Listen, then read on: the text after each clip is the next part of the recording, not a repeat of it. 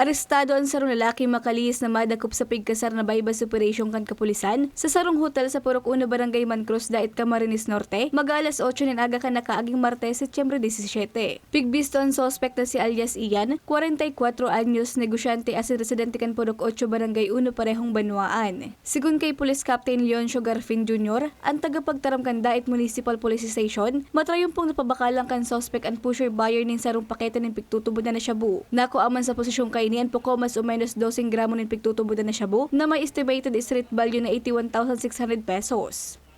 Matagal-tagal na po siya sa ganitong larangan, recall na medyo nakasuhan na rin po siya ng isang beses ng ganito rin pong kaso. And may mga report po sa kanya na talagang aktibo pa siya sa ganitong gawain. Kabali man ang suspect sa listahan kan Drug-Related Data Integration Generation System, regional level na Copland Black Rider.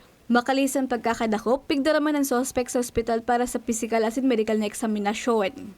Umaapela sa ating mga kababayan na kung kayo po ay may nalalaman at may alam na impormasyon tungkol sa mga nagbibinta ng ipinagbabawal na droga, mangyari po na ito ay ipagbigay ilam sa amin, pwede po kayong magsadya sa aming tanggapan o di kaya i-text o magtawag sa aming hotline na nakapaskil po ito sa mga matataong lugar, tricycle, mga terminal, mga grocery store, sa mall, upang matulungan niyo po kami sa pagsugpo sa ganitong illegal na gawain.